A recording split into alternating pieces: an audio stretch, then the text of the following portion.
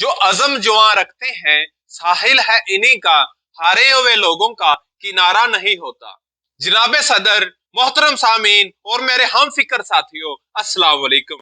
ऐ खुदा, मेरे अल्फाज को वो ताकत अता फरमा, मेरे असाब को वो जज्बा अता फरमा और मेरे हुक्मरानों को वो गैरत अता फरमा जो इस जज्बे को जुनून की फिक्र में डाल दे कि कश्मीर हमारी शाहरग है, कश्मीर हमारी शाहरग है, कश्मीर कल भी हमारा था, कश्मीर आज भी हमारा है, कश्मीर हमेशा के लिए हमारा है। वो कहते हैं कश्मीर नहीं देंगे, हम कश्मीर भी लेंगे और चीर भी देंगे।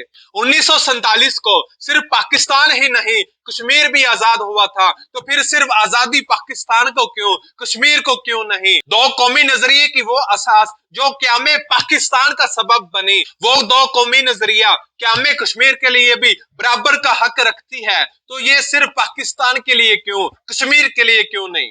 कश्मीर पाकिस्तान का हिस्सा है, तो फिर कश्मीर हमारा क्यों नहीं? कश्मीर पाकिस्तान की इज्जत है, तो फिर कश्मीर हमारा क्यों नहीं? कश्मीर पाकिस्तान की जद्दोजहद है, तो फिर कश्मीर हमारा क्यों नहीं? कश्मीर पाकिस्तान की शाहरग है, तो फिर कश्मीर हमारा क्यों नहीं? कश्मीर पाकिस्तान की इज्जत है, तो फिर कश्मीर हमारा क्यों नहीं? कश्मीर पाकिस्तान की शान है, तो फिर कश्मीर हमारा क्यों नहीं? कश्मीर के बूढ़े हमारा अदब है, तो फिर कश्मीर हमारा क्यों नहीं? कश्मीर की बच्चियां हमारी इज्जत है, तो फिर कश्मीर हमारा क्यों नहीं? कश्मीर की माएँ हमारी माएँ हैं, तो फिर कश्मीर हमारा क्यों नहीं?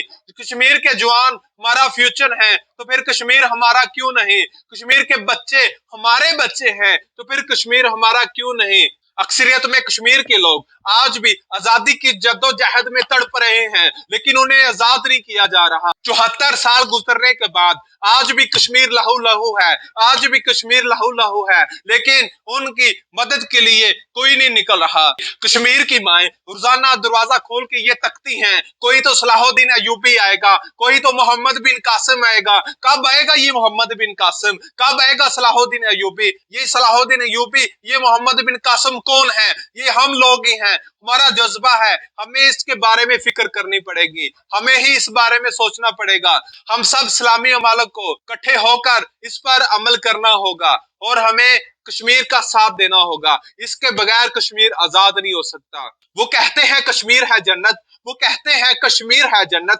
जन्नत कभी काफिरों को मिला नहीं करती। अगर जन्नत में काफिरों का कोई हक नहीं है, तो फिर काफिरों का वहां पर काम क्या? हम उन काफिरों को वहां से निकाल क्यों नहीं देते?